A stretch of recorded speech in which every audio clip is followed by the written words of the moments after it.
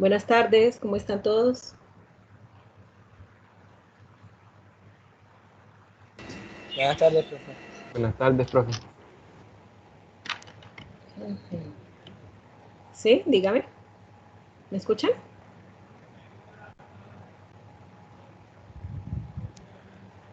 Sí, profe, sí se le escucha. Ay, tengo problemas con el audio.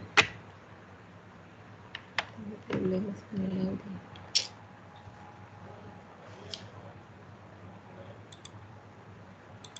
Bueno, chicos, aparece en la semana 13.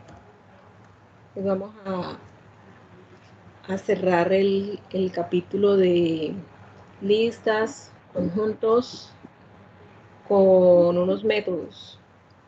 Por favor, quienes quieran, pueden descargar en la semana 13, donde dice actividades a desarrollar, semana 13, raya 2, guía de clase. Ese es un documento de Jupyter. El que no quiera, pues solamente presta atención a la presentación. Este tema es básicamente un tema de memorización. No soy tan amiga de esos temas de memorización porque fácilmente se olvidan si uno no los está practicando. Es mejor aquellas temáticas donde ustedes tengan que analizar, pensar, deducir. Entonces, cerramos este capítulo para la próxima semana. Ustedes empiecen a trabajar con el tema de diccionarios. Diccionario es una aplicación, o sea, nos quedan 2 temas en el curso para finalizar. Entonces, estamos en la semana 13. Quienes quieran descargan la guía se encuentra ahí en actividades a desarrollar.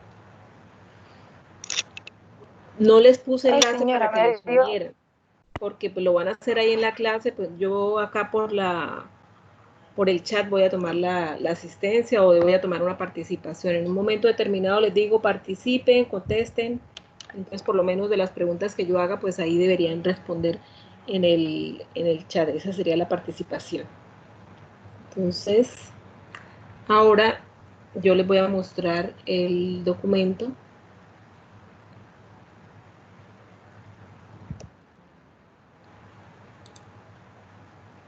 Este documento.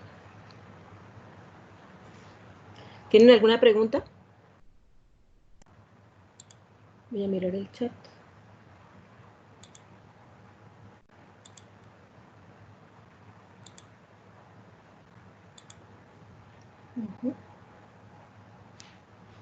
Bueno. Ustedes tienen visibilidad del documento de Jupyter. Entonces, tenemos varias instrucciones y básicamente hoy vamos a repasar y hay muchas cosas que ustedes ya saben. Por ejemplo, ¿cuál va a ser la dinámica de este documento? En este documento vamos a tener es una comparación entre varias estructuras como la tupla, la lista, el conjunto, y aquí pues aparece en el primer ejemplo el diccionario para que ustedes miren cómo es que se trabaja. Entonces voy a mirar varios aspectos de las estructuras, por ejemplo, cómo se declara una estructura, cómo se agregan elementos, cómo se eliminan elementos, cómo se borran las estructuras, cómo se recorren las estructuras. Entonces todo eso para todas las estructuras. Entonces, para no confundirnos con nombres, yo decidí ponerle a las tuplas tupla, a las listas lista, a los conjuntos conjunto. Entonces, de esa manera no hay pierde para saber qué orden estoy aplicando. O sea, no voy a ponerle un nombre específico, sino la palabra lista, si yo la uso con algún método, entonces ese método funciona o el método no funciona. Puedo tener esas dos características. Entonces, hay instrucciones que es probable que se puedan utilizar con listas, con conjuntos, con tuplas, que sea la misma orden y que sirva para lo mismo, pero hay otras que son totalmente diferentes. Entonces, por eso es que yo les decía que tenía que ser algo como de memoria. Entonces, ya descargaron el documento para que vayan haciéndolo conmigo. Recuerden que para descargar el documento le damos clic derecho y guardar enlace como. Pues si quieren hacerlo conmigo.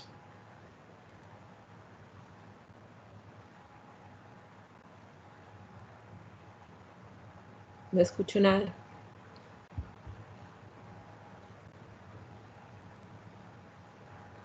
A ver si por el chat me dicen algo.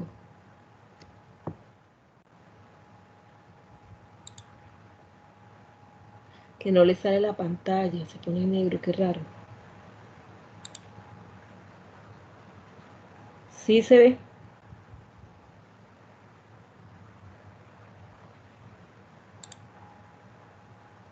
¿Y en el teléfono puedes ver?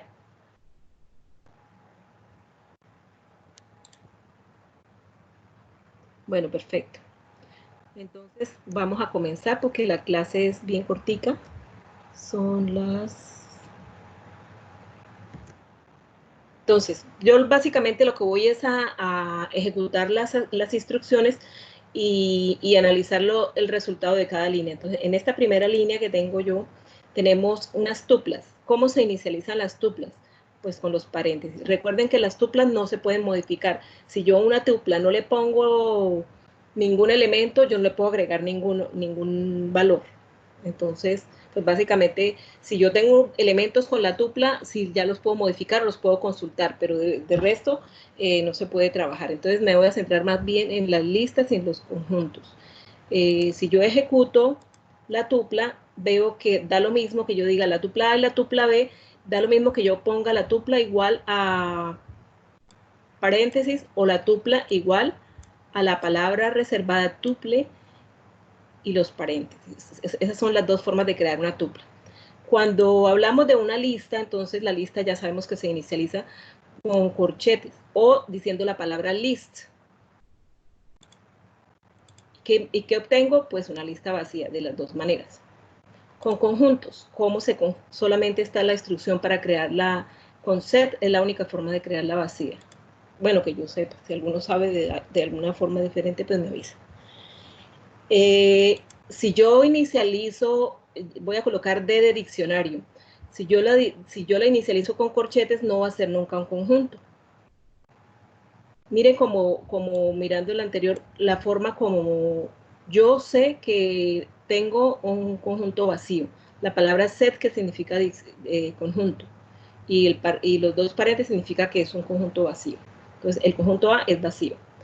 Si yo ejecuto la siguiente línea, observo que da lo mismo decir diccionario A, o sea, DA, corchetes, o la palabra dict.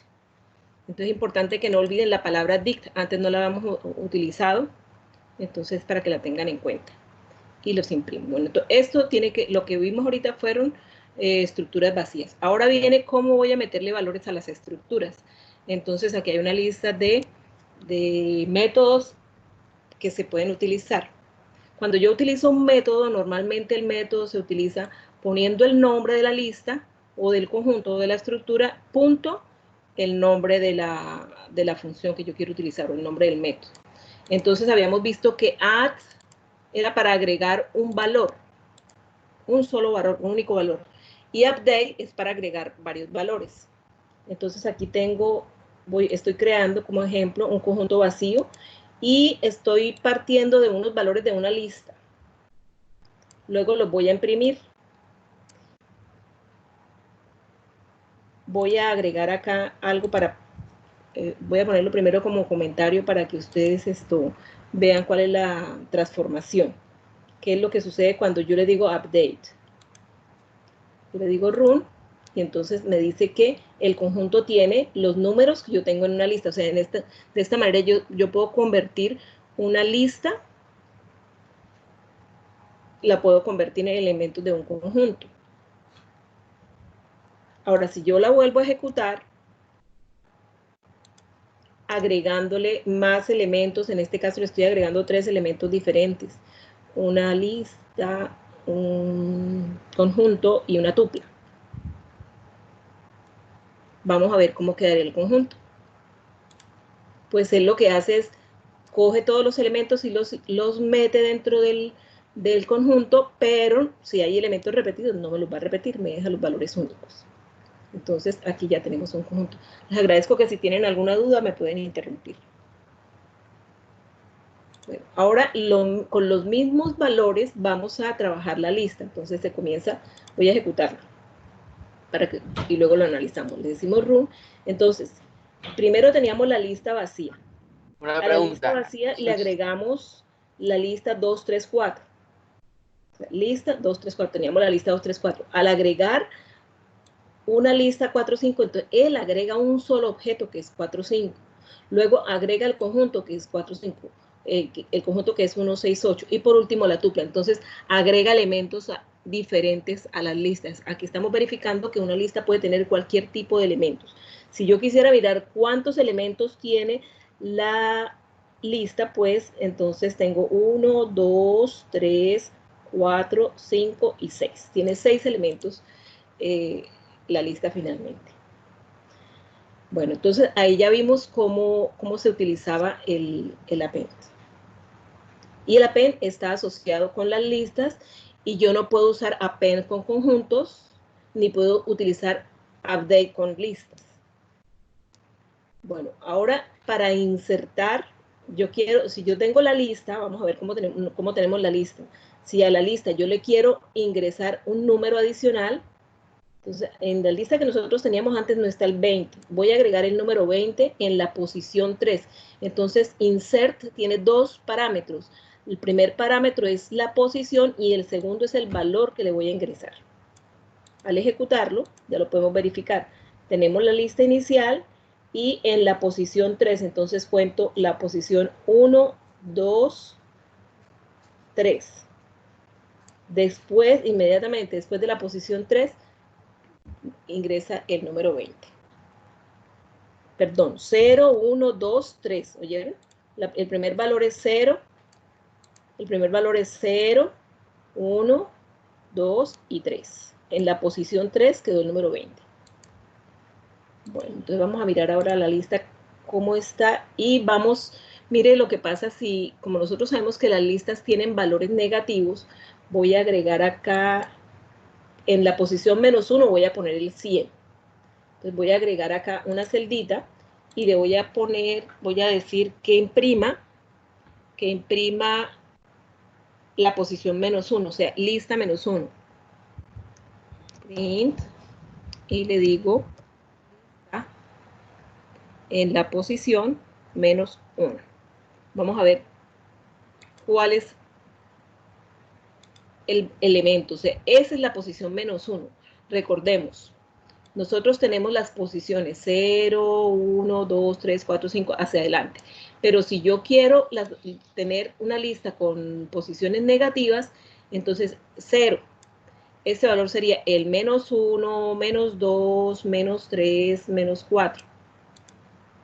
O, por ejemplo, si yo quiero recorrer la lista en posiciones pares, entonces sería, esta es la posición 0, la posición 2, la posición 4, o sea, yo puedo recorrer una lista por posiciones pares, bien sea con valores negativos o los positivos. Entonces, cuando yo quise imprimir lista -1, me dice que es 5, 9, o sea, la última posición. Cuando yo utilizo insert y le digo run, me doy cuenta que el 100 no lo pone en la posición -1. Entonces, mejor que dejemos esas posiciones negativas para meter elementos, no las toquemos, a no ser de que yo verifique y realmente lo está poniendo en la posición. Bueno, en la posición -1 se supone que queda el 5, 9 porque lo acabamos de demostrar acá. O sea, debería quedar el 100 ahí. Entonces queda en una posición diferente. Entonces ahí ya no siento seguridad del método cuando los índices son negativos. Entonces, eso era una inquietud que quería dejarles. Mejor trabajar los índices positivos si yo quiero ingresar en una determinada posición un valor. ¿Por qué me interesa ingresar en una determinada posición? Supongamos que yo tengo un inventario y yo acabo de comprar una cantidad de productos. Entonces yo busco la posición del producto y en esa posición yo quiero aumentar el inventario. Entonces yo no puedo equivocarme incrementando un inventario donde no es, ¿sí? O podría tratarse también de dinero.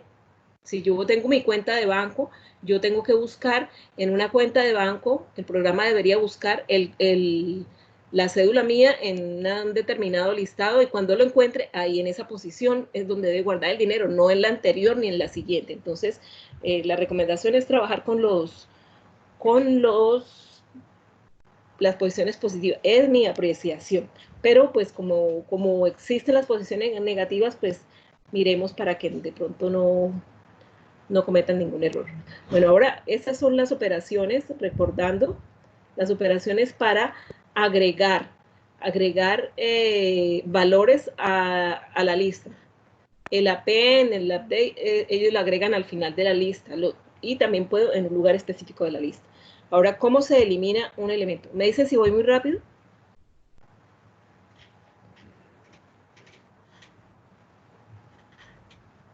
Bastante, profe. Sí saben que no tengo audio. No, me toca que me escriban porque no tengo audio. Algo le pasó a mi computadora. ¿Me dicen algo? ¿Me escuchan? Vamos a ver si miro el Profe, chat. sí se le escucha, no sé si usted me escucha. No escucho. Bueno, según dicen, parece que están entendiendo. Voy a seguir. Tengo problemas con el audio de mi equipo. Entonces, si hacen preguntas, no los escucho. Me toca estar medio, escucho un ruido, entonces si me hablan, entonces me toca ir a mirar en el chat que escribieron. Bueno, eliminar en inglés, eliminar, hay unos sinónimos que están, que son los nombres apropiados que han seleccionado los creadores del lenguaje para quitar. Una palabra es remove y discard. Remove y discard. Pero entonces, remove se puede utilizar para listas y conjuntos. Remove, para los dos. Y discard únicamente para conjuntos. Entonces, eso es lo que hay que tener en cuenta. Que remove se utiliza para los dos y discard. Y también hay otra opción que es del, de delete. Viene de delete, que es borrar, donde yo le digo cuál elemento de la lista y la posición. Esa sería la forma de eliminar un elemento. ¿Por qué querría yo eliminar un producto? Porque se dio de baja un producto, ¿cierto? Si yo tuviera un inventario, yo quiero eliminar algo porque se dio de baja, porque ya no se está vendiendo, porque está defectuoso, en fin, hay muchas razones por las cuales yo quiero eliminar un elemento. Entonces, aquí tengo las mismas listas que teníamos allá arriba, las estoy creando para reajustar los valores en la memoria. Digo, la lista, sabemos que la lista está entre corchetes y el conjunto está entre llaves. Aquí tengo los números naturales del 1 al 9, perfecto. Entonces, para eliminar un elemento de un conjunto, utilizo el conjunto, los números del 1 al 9. Utilizo la palabra discard. Entonces, como se trata de un método, digo conjunto.discard 4. Cuando yo digo discard 4, lo que voy a hacer es, el 4 debería desaparecer. Miremos si es cierto. Perfecto. Discard. Eliminé el 4. Probemos la instrucción remove. Entonces, ahí ya vemos que está el número 5. Voy a quitar el número 5. Run. Perfecto. Eliminó el número 5. No, ustedes se dieron cuenta que yo eliminé el 4 y el 5. ¿Qué pasa si yo intento nuevamente usar discard 4? Si yo le digo run, él me muestra y él no pasa nada, pero el elemento yo ya lo había eliminado. Pero si utilizamos remove, yo quité el número 5, entonces sí hay problema. Entonces, esa es la diferencia entre el uno y el otro. En el discard y en el remove. No vamos a querer que cuando yo esté haciendo un programa, el programa se aborte porque tengo un error. Ustedes saben que puedo tener varios puntos resueltos en mi programa, pero si estoy haciendo un segmento de programa y hay un error, ya no funciona el programa. Entonces, en este caso, pues sería recomendable utilizar discard o utilizar otro método para eliminar un elemento del conjunto. Si yo quisiera hacer el código de la forma tradicional, pues ya sería mucho más exigente. Porque, por ejemplo, si yo quiero eliminar el 5, entonces yo tendría que el número 6 pasarlo a la posición 5, el número 8 pasarlo a la posición donde está el 6 y el 9 pasarlo a la posición. Esa sería la forma de eliminar el valor. Entonces, y ubicar en qué lugar es donde lo voy a poner. Entonces, hacer un programa de esa manera nos va a costar un poquito de trabajo. cuando ustedes estén viendo programaciones el próximo semestre. Entonces, esa partecita de manejo de índices con los ciclos, por favor, no la vayan a olvidar. Aquí estamos viendo las cosas que se pueden hacer, pero nos estamos preparando para cuando tengamos que volver a utilizar otros procesos que tengamos que realizar, los podamos hacer efectivamente.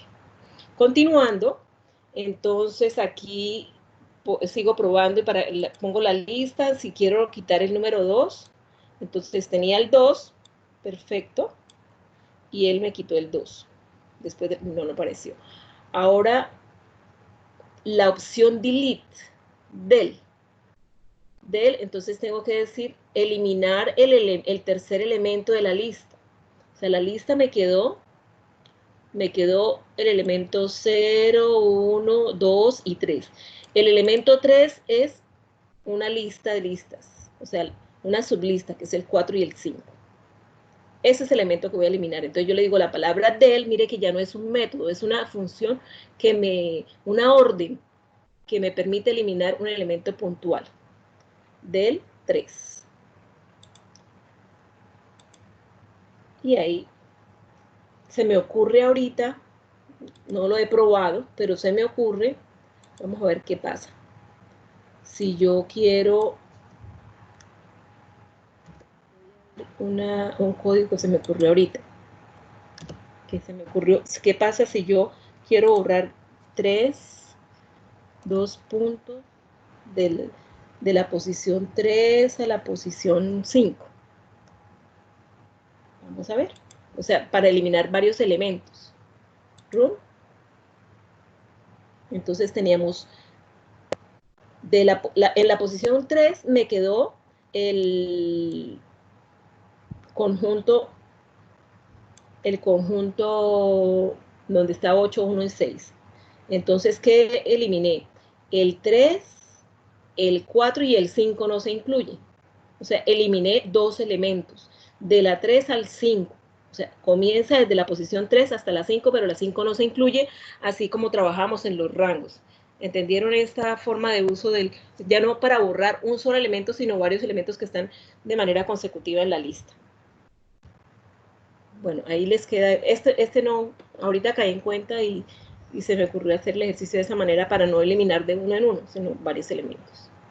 Existe también la palabra pop. Pop elimina, pero entonces es bueno, vamos a ver cómo es que él lo elimina. Dice, quita y devuelve un número arbitrario del conjunto, si estoy trabajando con conjuntos. Y lo mismo de la lista.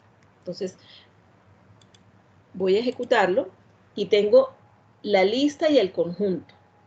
La lista y el conjunto ya las puse en memoria. Voy a trabajar con esos datos. Entonces, si yo le digo pop, ¿qué es lo que está haciendo el antes y el después? En conjuntos el pop me elimina el primero. Otro ejemplo con conjuntos. Run, entonces el conjunto es las letras, me eliminó el primero. Entonces en conjunto me elimina el primero. Si yo utilizo pop con listas, entonces el primero queda intacto. Ahora el que me está eliminando es el último. Entonces, por eso les decía, son cosas de memoria. Entonces, antes de utilizar cualquiera de estos comandos, ustedes deben probarlo primero, si no quieren aprendérselo de memoria. O sea, ¿qué me interesa que el estudiante sepa? Que el nombre de la instrucción, que del significa para eliminar, que remove es quitar, que pop es quitar, ¿sí? Si yo digo pop se utiliza para agregar elementos a un conjunto, falso, no se puede decir eso, porque pop significa que va a eliminar. Entonces ahí no estoy pidiendo nada de memoria, sino de sentido común. Pero si yo trabajo con una lista o con un conjunto, o inclusive va a cambiar el asunto con diccionario. Entonces yo les voy a pedir que estos procesos, o sea, vengan preparados para la próxima clase con diccionarios. Esto que estoy haciendo yo acá, pueden utilizar este mismo esquema, agregan una celdita y miran cómo trabajarían con diccionarios. Entonces es como una especie de investigación, donde usted va a venir y no le va a costar tanto trabajo asimilar el tema que viene en la próxima clase, que es la de diccionarios. Entonces, También existe una posibilidad, pero con listas. Entonces, si yo digo pop, y yo pongo en paréntesis un valor, ese valor ya no sería el valor del elemento, sino la posición. Entonces, miremos en la posición 4, ¿quién está? 0, 1, 2, 3, 4. Está la lista, la sublista. Si yo le digo run, miren que la sublista desapareció. Entonces, pop tiene la posibilidad, si yo quiero hacerlo con conjuntos, ya no funciona. ¿Por qué no funciona? Porque los conjuntos no tienen índices. Entonces, yo trato de eliminar una determinada, y además no sé cómo se colocan en su interior.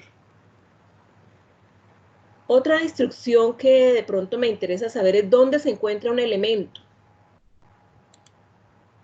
¿Dónde se encuentra un elemento dentro de la lista? O sea, yo primero busco el elemento para de pronto después eliminarlo, ¿cierto? Entonces, yo tengo acá la posición del número 20 en la lista es 3.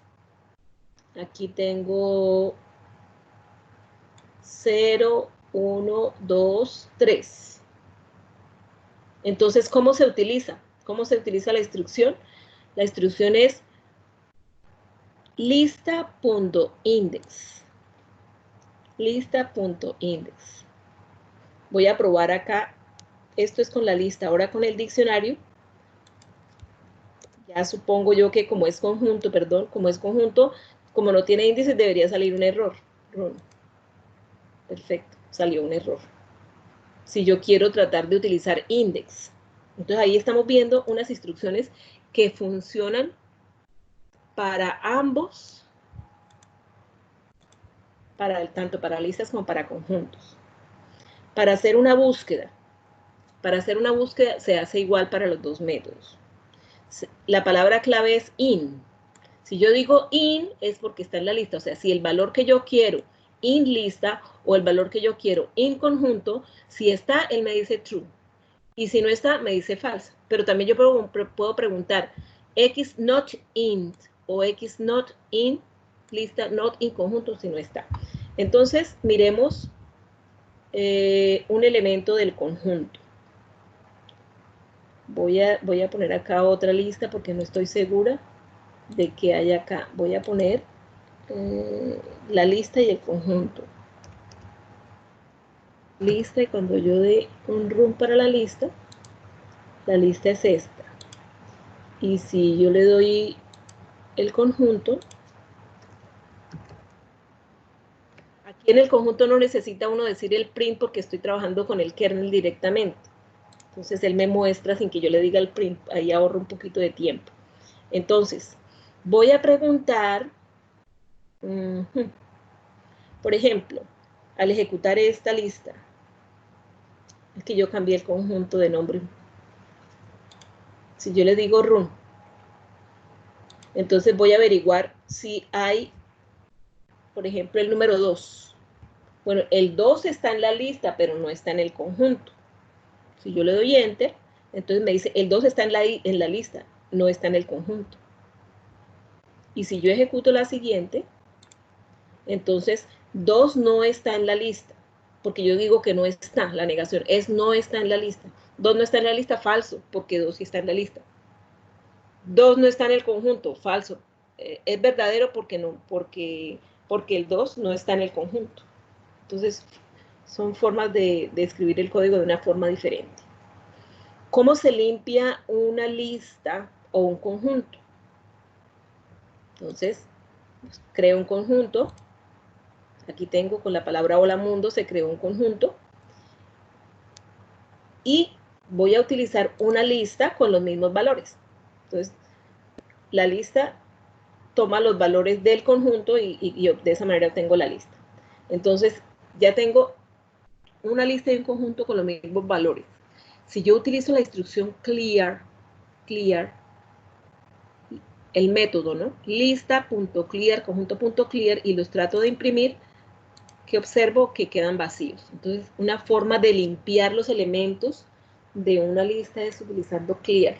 Se pueden confundir con clean, por favor. Clean es limpiar, también, pero no es una palabra reservada del lenguaje. La palabra reservada del lenguaje es clear. Ahora ya vienen otros ejercicios pues más sencillitos, ya sería como otras posibilidades que yo de pronto requiero para hacer ejercicios nuevos. Digamos que si yo tengo dos listas, L1 y L2, entonces yo puedo hacer lo siguiente. Tengo L1 y L2, y si yo le digo extend, viene de extender. O sea, la lista 1 se va a ampliar. Perfecto. Pero yo creo que también recuerdo, esto ahorita lo vamos a mirar. Si yo digo que L3 es igual a L1 más L2, creo que tengo el mismo resultado. Print.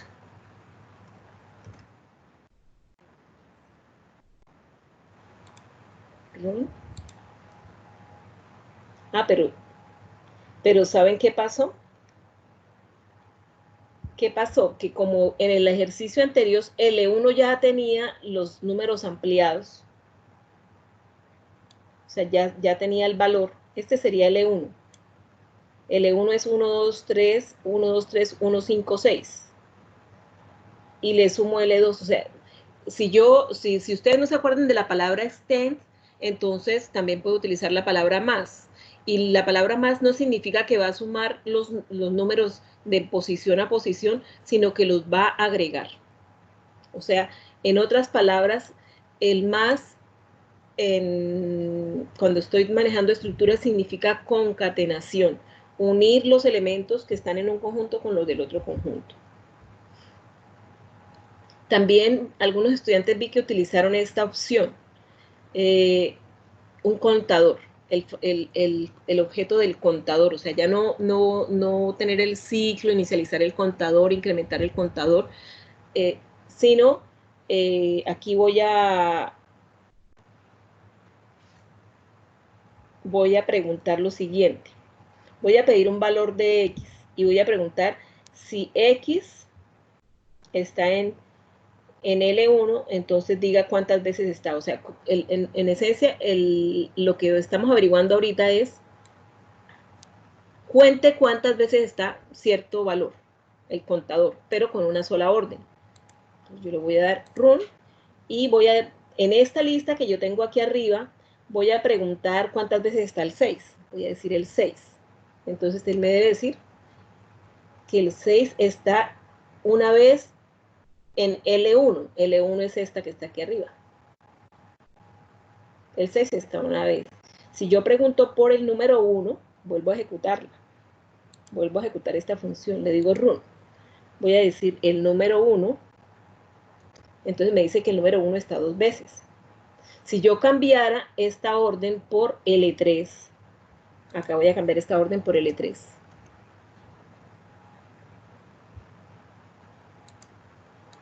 En L3, ¿cuántas veces está? Entonces, si yo lo ejecuto, ya vemos que el 1 aparece más veces. Entonces yo le digo, el número 1, ¿cuántas veces está? Me dice, está 3 veces. El número 5, voy a preguntar, el número 5, ¿cuántas veces está? Entonces, entendido, la palabra count, nombre de la lista, y este es el método count que me permite contar las veces que se repite un elemento dentro de una lista. Existe también otro método que me permite invertir la lista, o sea, ponerla en orden inverso. Entonces tengo aquí una lista, la estoy generando. ¿Cómo la genero? Póngame en la lista todos los valores tales cual los X varían entre 1 y 10 con incrementos de 2. Pero como comienza en 1, entonces son los números impares. ¿Y cómo se hace el inverso? Con la palabra reverse. Entonces se dice L1.reverse. Si lo ejecuto, me doy cuenta que el número queda en orden. La palabra sort significa en inglés ordenar. Entonces, si yo les digo run, la lista que tenía antes, 9, 7, me lo ordena en orden ascendente. Si yo quiero que lo ordene en orden descendente, entonces, como parámetro del sort, escribo la palabra reverse igual a true. Y entonces, lo ordena descendente. O sea, por defecto el sort lo pone en orden ascendente, pero si yo lo quiero en orden descendente, entonces coloco reverse igual a true. Bueno, este ya sería, pues, para finalizar. ¿Cómo hago yo para tener una copia? Ustedes hicieron, cuando estaban haciendo el ordenamiento, yo les sugiero que siempre que estén haciendo el ordenamiento, para no dañar los datos, hacer una copia. El método que se utilizó fue que yo tengo una lista, le puse unos valores, y luego la otra lista, entonces la estoy declarando del mismo tamaño que la anterior, o también lo hubiera podido agregar vacía y con append, pero este es el método que normalmente ustedes van a utilizarlo en C. Ustedes me disculpan que siempre les insista, pero es porque yo pienso que todos ya van a ir para C, ¿sí? Entonces quiero que sea como más fácil el camino. Entonces, por eso lo declaro de esta manera. No uso append porque append es por propio de Python. Entonces, es como debería ser. Declaro una lista del mismo tamaño de la lista 1. Y luego recorro con un ciclo del mismo tamaño, y para cada X yo digo la lista destino. La lista destino es igual a la lista origen en cada uno de sus valores. O sea, estoy pasando valor a valor. Cuando yo lo paso y imprimo la lista, me doy cuenta que me queda una copia. Es la forma como ustedes no deben olvidar hacer la copia.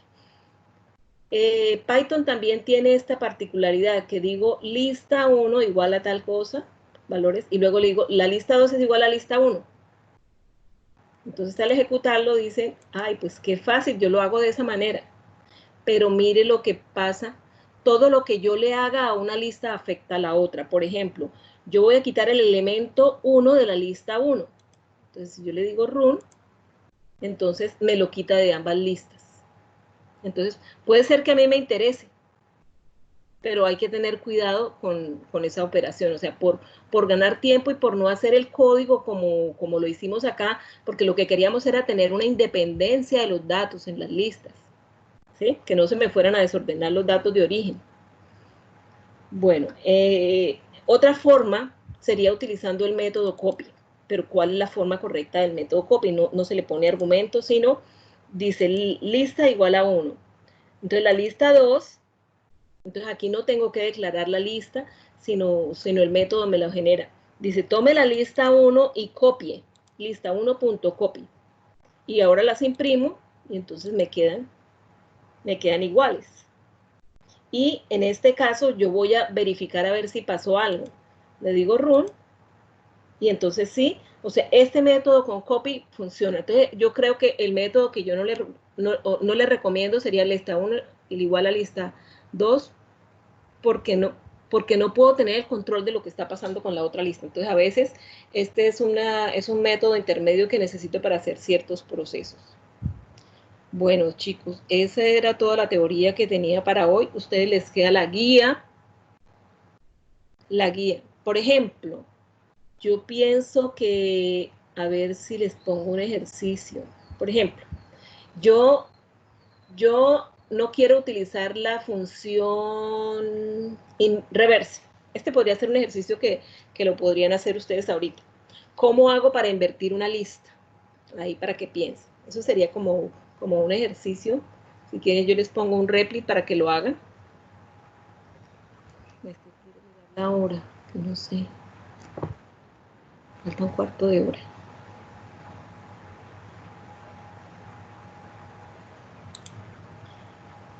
La pregunta es invertir una lista. Invertir. ¿Cómo harían para invertir una lista? Sin tener que utilizar el método reverse. Creo que se los dejé de tarea en algún momento.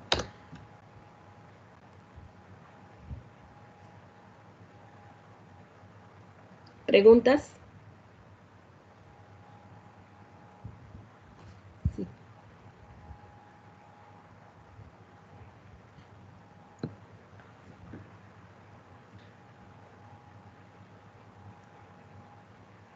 Las personas que estaban en el celular pudieron ver toda los ejercicios.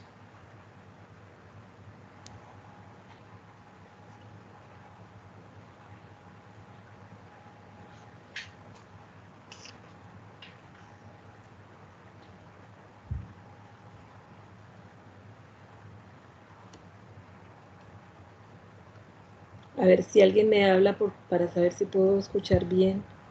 Aquí estoy cambiando mi audífono. Sí, profe, sí. No, definitivamente yo no sé qué le pasó a este equipo. No los escucho. Bueno. Por favor, si tienen preguntas. El material les quedó a ustedes para que ustedes vuelvan y lo hagan. Lo bajan las veces que quieran y lo practican. ¿Cómo estudiar el material? Inicialmente sería mirando el código y anticipándose a la salida. Usted llega y dice, bueno, si hago esto, ¿qué pasa? Y si le hace clic, compara. Entonces dice, ah, bueno, esa sería una forma. Y lo otro sería ya haciendo problemas, ¿no? Problemas donde uno los vaya a aplicar.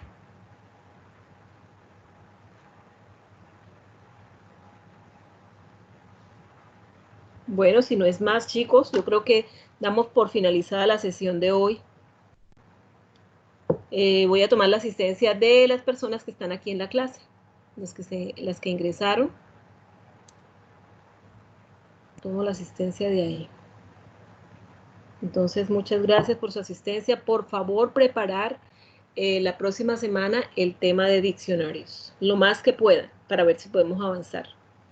Y ya sería la semana entrante dedicada a diccionarios y la otra semana dedicada, o sea, sería la semana 14, la semana 15, archivos, y ya con eso finalizamos la materia, porque ya viene la semana 16, ya vienen los métodos con diccionarios, problemas de aplicación, fácilmente se nos lleva tiempo haciendo problemas que recojan todo lo que hemos visto. Entonces, es muy importante la asistencia, que no se pierdan las explicaciones y, bueno, mirar los videos.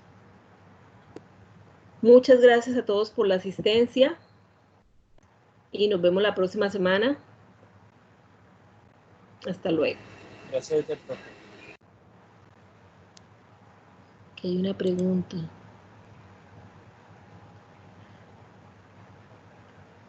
Esta temática en internet buscas problemas para practicar. Ya serían problemas aplicados, ¿no? Pero para mí no es tan importante, bueno, que sí sepan los métodos, pero es esto, lo que me interesa a mí es que usted sepa manipular, que entienda un problema y sepa, si se le hace una pregunta, sepa qué responder. No importa la estructura que tenga que utilizar. O sea, nunca le van a decir, no, hágalo usando conjuntos, hágalo usando diccionarios o matrices, no. Cada uno lo diseña como quiera, lo importante es llegar a la solución utilizando pues lo que ya sabemos.